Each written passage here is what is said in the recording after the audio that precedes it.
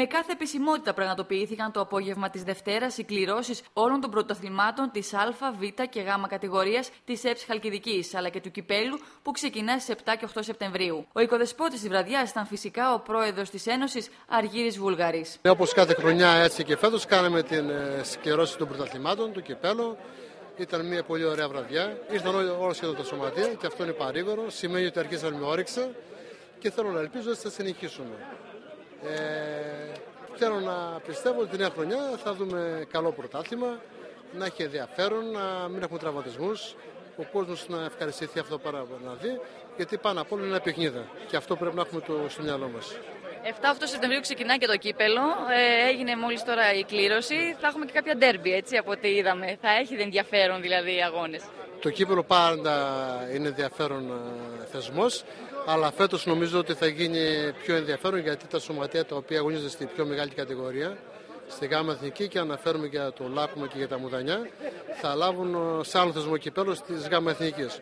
Οπότε νομίζω ότι δεν υπάρχουν τα φαβορί τα μεγάλα λόγω δυναμικότητας που άλλες κατηγορίες και θέλω να πιστεύω ότι μπορεί να υπάρξει και μια έκπληξη στο κύπελο φέτος. Αρκετοί εκπρόσωποι των συλλόγων έδωσαν το παρόν στη λαμπρή αυτή εκδήλωση, όπου με έκδηλη αγωνία παρακολούθησαν την όλη διαδικασία. Με όλες τις ομάδες θα παίξουμε, είτε πρώτο μάτς είτε τελευταίο, όλα τα μάτς είναι το ίδιο.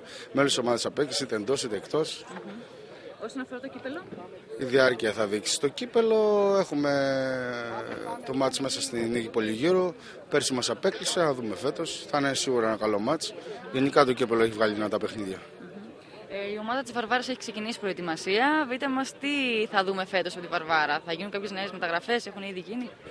Εμείς έχουμε ξεκινήσει πριν από κάποια χρόνια να παίζουμε καταρχήν ποδόσφαιρο. Ωραίο ποδόσφαιρο για να βλέπει ο κόσμος να ευχαριστιέται. Αυτό θα προσπαθήσουμε πάλι φέτος. Και ό,τι βγει θα δούμε.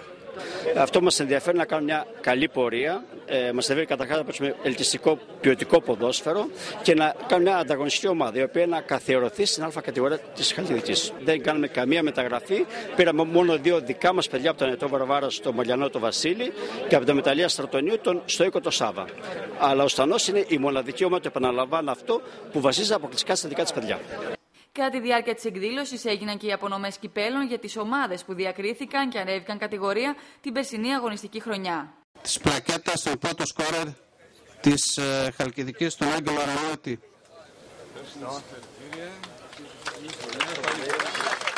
Λίγο να